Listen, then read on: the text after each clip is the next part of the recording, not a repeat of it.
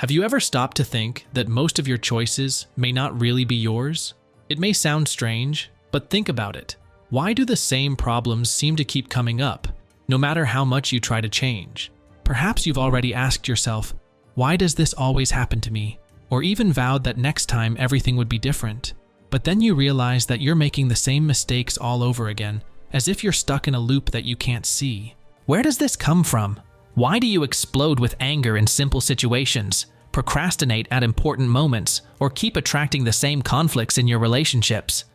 The truth is that there is something behind the scenes in your mind that is controlling your decisions, and, most frighteningly, you don't even realize it. Carl Jung, one of the greatest names in psychology, said something that is impossible to ignore. Until you become conscious, the unconscious will direct your life, and you will call it destiny.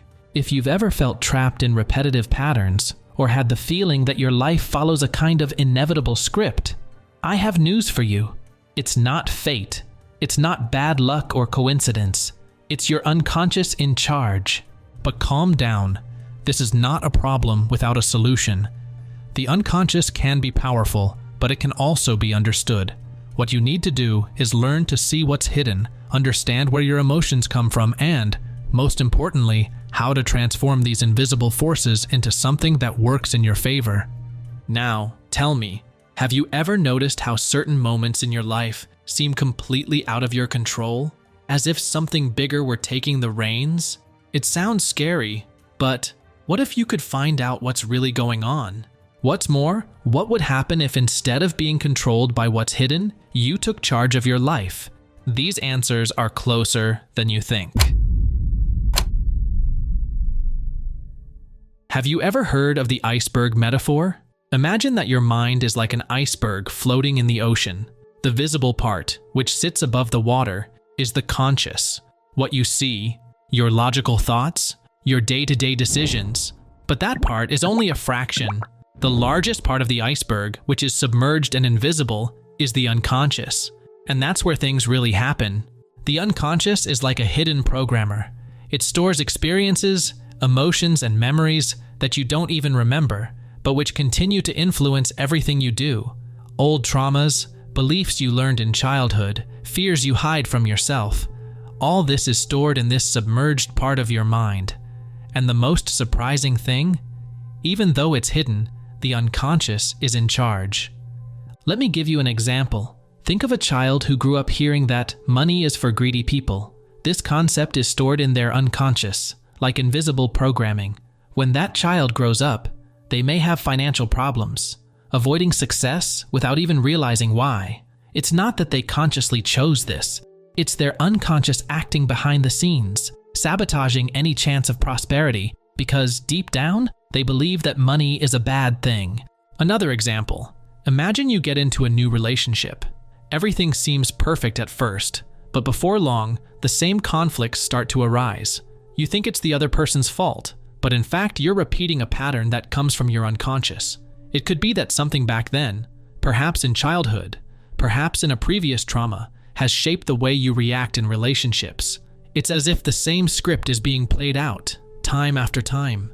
Carl Jung explained it brilliantly when he said, "What you don't bring to consciousness manifests itself in your life as destiny. And do you know what's most frightening? That submerged part of the mind never rests. It's always active, always shaping your decisions. You may think you're in control, but in reality, it's as if you're sitting in the passenger seat while the unconscious drives." And this goes beyond traumas or repressed memories. The unconscious also influences your emotions. For example, you know that outburst of anger you get in seemingly silly situations, or that irrational fear of trying something new, even when the opportunity seems perfect. All of this comes from unconscious triggers, automatic responses that kick in before you know it. For Carl Jung, the only way to take back control of your life is to bring to light what is hidden. The problem is that the unconscious doesn't hand over this information on a platter. It communicates subtly, through symbols, dreams, and repetitive patterns. It's as if it's constantly sending you messages, trying to get your attention. Now think about situations that seem to repeat themselves in your life. It could be a pattern of behavior, such as procrastinating at important moments. It could be a recurring emotion, such as anxiety in specific situations, or even wrong choices, such as insisting on relationships that hurt you. These patterns are signs that the unconscious is trying to tell you something. And here's an important question. Are you paying attention to these signs? When you start observing these patterns, it's like shining a flashlight on the submerged part of the iceberg. Little by little, you begin to realize that what seemed like bad luck or coincidence actually has an origin. It's the first step to getting off autopilot and taking back control. But that's just the beginning. There are even deeper forces that influence your behavior, forces that go beyond what is yours alone, and that's what we're going to talk about now. Is this content making you reflect and sparking new ways of thinking?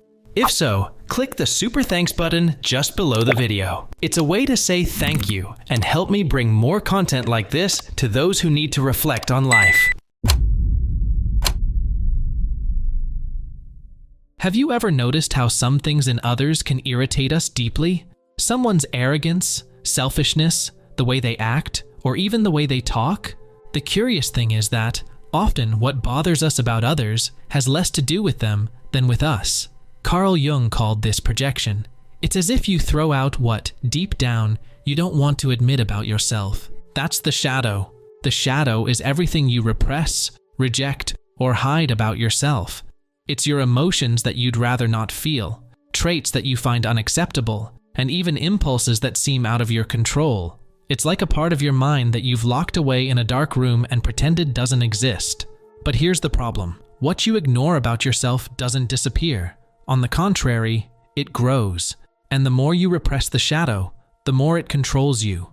Let me give you a simple example. Imagine someone who is always criticizing other people's pride. So-and-so is arrogant. So-and-so only thinks about himself. But in reality, this person also wants recognition and can't admit it. So they project their shadow onto others. Now, think about yourself. Has it ever happened that someone criticized you or said something that irritated you deeply? You know that comment that gets deep down inside and makes you react, sometimes disproportionately? That's right. Often it's because that criticism has touched exactly the part of you that you're trying to hide. But the shadow isn't just made up of defects or fears. It also carries talents, desires, and strengths that you've buried out of fear, shame, or convenience. Perhaps, when you were a child, you were told that you weren't good enough for something, or that dreaming big was a waste of time. So you buried these sides of yourself in the shadows. And you know what's most ironic? The shadow doesn't disappear, but it finds ways of manifesting itself. That's why sometimes you lose your temper out of the blue, sabotage an opportunity, or do something that doesn't even seem like you. It's not that you've lost control, it's the shadow that has taken over. Jung said that the shadow is the part of us that we don't want to be, but which nevertheless lives in us. That's why ignoring the shadow is dangerous. It's like sweeping dirt under the carpet and pretending everything is fine. But at some point, it will appear, and usually when you least expect it. For example, think of people who seem calm, balanced, and in control, but who suddenly explode for trivial reasons. That's the shadow slipping away. But here's the good news. The shadow is not your enemy. When you learn to recognize and integrate the shadow, it stops being something that controls you and becomes a valuable part of who you are. Want a practical example? The next time you feel angry, instead of repressing it or reacting impulsively, stop for a moment and ask yourself, why did this bother me so much? What part of me is being touched here? This simple exercise in self-perception can reveal surprising answers. Another powerful tool is writing. Grab a notebook and write down the situations in which you lost control or overreacted. Then try to identify what was behind your reaction. Perhaps it was a repressed desire, a fear, or something you chose to ignore. Recognizing the shadow is the first step towards integrating it. And integrating the shadow means stopping being a slave to it. It's like opening a locked chest in the attic of your mind. At first, it may seem uncomfortable, but when you look closely, you realize that many things that seemed scary were just misinterpreted. And when you do, something incredible happens. The shadow that once seemed like a weight becomes a strength. Now think, what have you been hiding inside? What talents, desires, or emotions are locked away in the shadows, waiting to be recognized? In the next point, we'll talk about something even deeper. Because beyond the personal shadow, there is something that is beyond you. Something that connects us all and also influences your choices. Have you ever noticed how, in stories from different eras and cultures, the same types of characters always appear?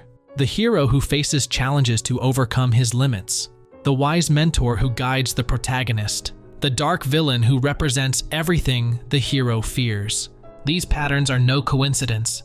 Carl Jung discovered that they come from something much deeper, the collective unconscious. Unlike the personal unconscious, which stores your individual memories and experiences, the collective unconscious is like a database shared by all of humanity. It contains universal symbols, ideas, and behaviors. Archetypes. Archetypes are patterns that live inside all of us, shaping not only our stories, but also our choices, our dreams, and even the way we see the world. Let me give you an example. Think of the movies or stories you love. Maybe you like the hero who overcomes obstacles, like in Star Wars or Harry Potter, or you identify with the journey of the rebel who fights the system. These characters resonate because they represent archetypes that are deeply rooted in our minds. And it's not just in fiction. Archetypes also shape the way you live. For example, have you ever felt that at certain times in your life, you were taking on the role of savior, always trying to help others, even if it hurts you? Or perhaps you've lived as a victim, believing that the world is against you and that nothing depends on you. These roles don't arise by chance. They are manifestations of archetypes acting within you. The problem is that when you live trapped in a single archetype, it ends up limiting who you can be. If you always act like the hero, you can exhaust yourself trying to save everyone. If you're in the role of the victim, you can feel paralyzed, believing that you have no control over your life. The good news? Archetypes are not fixed. They can be explored, understood, and integrated. But how do you do that? The first step is to realize which archetypes are most active in your life. Think about the roles you often take on. Are you the mentor who always has a word of wisdom for others? The rebel who questions everything? Or the caregiver who is so dedicated to others that you forget about yourself? Now tell me, do you feel that these roles reflect who you really are? Or are they limiting your life? Another interesting point about archetypes is that they appear in your dreams. Jung believed that during sleep, the collective unconscious manifests itself using symbols to send you messages. Dreams with figures such as a sage, a threatening shadow, or even a hero in trouble are forms of your collective unconscious trying to speak to you. For example, dreaming of water can symbolize deep emotions. Dreaming of a house can represent different aspects of your psyche. Each room can reflect a part of who you are. And inside this house, you may encounter symbolic figures, the archetype of the mentor who tries to guide you, or the shadow who challenges you to face your fears. Paying attention to these symbols is a powerful way of understanding how the collective unconscious is acting on you. But here's an important thought. Archetypes are neither good nor bad. They are tools you can use to grow and transform yourself. For example, the hero archetype can help you face challenges, but if overused, it can lead to exhaustion. The shadow archetype, on the other hand, although it may seem frightening, can teach you to deal with your fears and become stronger. Carl Jung said that in order to live a full life, you have to integrate all the archetypes. Recognize their influence, but don't let them define you. And do you know what's most interesting? When you start to understand these patterns, you realize that you don't have to live stuck in a single role. You can be the hero at one moment, the mentor at another, and even the rebel when necessary. Freedom lies in recognizing these patterns and using them to your advantage. Now, let me ask you a question. Which archetype do you think is most present in your life today? And, more importantly, is it helping you or limiting you? In the next point, we'll talk about how to unite all of this, the unconscious, the shadow, and the archetypes, into a single transformative process. Because understanding these forces is only the beginning. The real power lies in integrating them. Have you ever had the feeling that you were living half your life, as if one part of you knows exactly what you want, but the other pulls back, sabotaging your plans? This feeling of being disconnected from yourself is what Carl Jung believed to be the main problem for human beings, the separation between the conscious and the unconscious. For him, the only way to overcome this disconnection is through a process called individuation. Individuation isn't just about getting to know yourself better. It goes much deeper than that. It's the path to integrating all the parts that make up who you are, those you accept and those you hide. It's like putting the pieces of a puzzle together to form a whole. Sound complicated? Perhaps, but Jung believed that individuation is the only way to take back control of your life. And it all starts with a simple step, recognizing the patterns that repeat themselves in your life. You know those situations that feel like a loop? Conflicts that arise in your relationships? Fears that paralyze you in the same circumstances? Or that habit of sabotaging opportunities even when everything seems to be going well? These patterns are not coincidences. They are messages from your unconscious, trying to draw your attention to something you haven't yet resolved. Here's a practical exercise. Take a moment to observe your life. Take out a notebook and write down the situations that recur the most. It could be an emotion, such as anger or anxiety, or even a behavior, such as procrastinating. The simple act of observing and recording is already a powerful step, because when you see a pattern, it is no longer invisible, and you gain the chance to change it. But individuating isn't just about observing, it's also about facing it. And that brings us to something essential, the shadow. Remember the shadow? That part of you that you reject or prefer not to see? Well, individuation only really happens when you look it in the face, but instead of seeing the shadow as an enemy, you learn to see it as a part of you that needs attention. For example, think of an emotion that you tend to repress, such as anger. Perhaps you've learned to avoid it because you've been told that anger is a bad thing. But when you repress it, it doesn't go away. It finds other ways to come out, often uncontrollably. Now imagine that, instead of fighting this emotion, you start to understand what it's trying to tell you. Perhaps it's a sign that you need to set boundaries, or that something in your life isn't working as it should. That's the power of individuation, turning what seemed like a problem into an opportunity for growth. Another important point is to recognize that individuation is not about getting rid of the unconscious, the shadow, or the archetypes. On the contrary, it's about accepting that they are part of who you are and learning to live in balance with it all. Carl Jung said that as long as you fight against parts of yourself, these parts control you. But when you integrate them, they become forces in your favor. And you know what's most interesting? Individuation isn't something that happens all at once. It's a continuous journey. Each time you recognize a pattern, face a fear, or make room for a hidden talent, you take another step forward. Now, let me ask you a question. What is fragmented inside you? Which parts of you are you still ignoring or rejecting? In the next point, we'll talk about how to take the final step to integrate all of this. Because, in the end, the big question is, who is really in charge of your life? Let me tell you a story. Many centuries ago, King Minos of Crete ordered the construction of an immense labyrinth. At the center of this labyrinth lived the Minotaur, a half-man, half-bull creature that represented fear and darkness. Every year, the people were forced to send young men as a sacrifice to the monster. Entering the labyrinth meant facing their own destruction. But one day, Theseus, the Greek hero, decided to change that story. He volunteered to enter the labyrinth and face the Minotaur. The journey was perilous. The labyrinth was confusing, full of dead ends. At every step, Theseus faced the fear of being lost forever. But he had one tool, a skein of thread that his beloved Ariadne had given him.